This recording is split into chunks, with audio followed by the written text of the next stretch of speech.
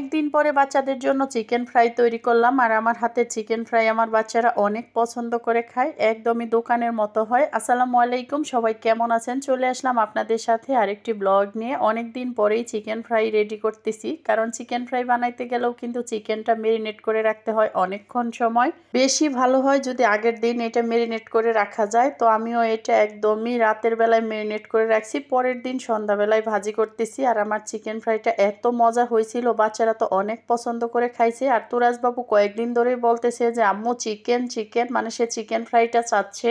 পরে ভাবলাম chicken fry যেহেতু বানাইতেই পারি, ঘরেই বানাইয়ে দেই। একদমই দেখেন দোকানের মতো হয়েছে, মানে এত মচমচে উপরের গুলা আর ভিতরে একদমই জুসি একটা ভাব, সেরকম মজা হয়েছিল।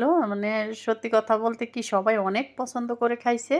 এই নবী সেমাইটা আমি প্রথম বানাইছি, আরেকবার বানাইছিলাম, ওইটা মানে বেশি ভালো হয়েছিল না, কিন্তু আজকে ভীষণ মজার হয়েছিল এই সেমাইটাও। যাই হোক, বাচ্চাদের জন্য একটু নাস্তা রেডি করছিলাম বাসার মধ্যেই। আর এদিক দিয়ে দুপুরে রান্না বান্না চলতেছে আমার। বাজারে যায় দেখি যে এই চিংড়ির ভাগাগুলো 100 টাকা করে বিক্রি করতেছে। পরে ভাবলাম যে এক ভাগা নিয়ে যাই, তো একটা আনার পরে আমি এভাবে পেঁয়াজ দিয়ে ভাজি করে নিতেছি। আসলে এই চিংড়ি মাছের এত দাম, 800-900 টাকার নিচে কোনো চিংড়ি মাছই নাই। তো এর জন্য ভাবলাম যে তাইলে এই ছোট চিংড়িগুলা যেহেতু খাইতেও বেশি মজা, পরে আমি এই ভাগাটাই নিয়ে নিছি। আর এটা কিন্তু পুরাটাই, এখানে 100 টাকার এক ভাগা, এটা পুরাটাই আমি রান্না করে ফেললাম, কারণ বেশি না, টাকা হিসেবে যেহেতু এই ছোট চিংড়িগুলা বিক্রি করে অত বেশি দেয় না, অল্প অল্পই দিয়ে আর কি 100 টাকা 150 টাকা এইভাবে মানে বিক্রি করে। তো আর এই দিকটা পাঙ্গাস মাছ ভাজি করে নিতেছি। আজকে দুপুরবেলার জন্য পাঙ্গাস মাছটা ভাজি করব বাচ্চাদের জন্য। আর একটু মাছ, ভাজিটাই ওরা খাইতে বেশি পছন্দ করে, তরকারি রান্না করলে তো একদমই মুখে দিবে না, ওরা আব্বুও খাবে না, দেখা যাবে পৃথা তাজু আর ওরাও খাবে না। এর জন্য ভাবলাম 4 পিস ভাজি করে নিই ওদের 4 জনের জন্য।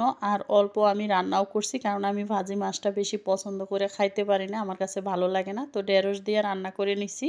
দুপুরের খাবারও রেডি। বিকালবেলায় তো বাচ্চারা প্রতিদিনই বায়না তারা বাইরে যাবে, প্রতিদিনই কিন্তু এরা দৌড়াদৌড়ি করে, ঘোরাঘুরি করে। বিকাল টাইমটা একদমই ঘরে থাকে না, ওদের নিয়ে যাইতেই হয়। যত কাজই থাক বিকাল টাইমটা ওরা বাইরে বের হবেই, খেলাধুলা করবে, এরকম মানে প্রতিদিনই বের হয়।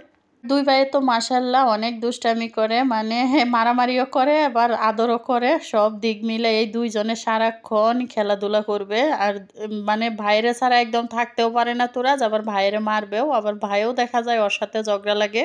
কয়েকদিনের ভিডিওগুলো একসাথে দিলাম। আসলে ইদানিং ভিডিও এডিট করতেও একদম ভালো লাগে না, রান্নাবান্নার ভিডিও তো করিই না, একদমই বলা চলে করি না। তুরাজ বাবুর একটু একটু ভিডিও করি আর এইগুলাই দেই, কারণ হচ্ছে রান্নার ভিডিওগুলো করতে কেন জানি এত আলসামি লাগে আর ভালো লাগে না, আর এত কাজ থাকে একদমই সময় পাই না। বাচ্চাদের পড়াশোনা, স্কুল, পরীক্ষা সামনে। এই তো, সবাই ভালো থাকবেন, দোয়া করবেন। আল্লাহ হাফেজ।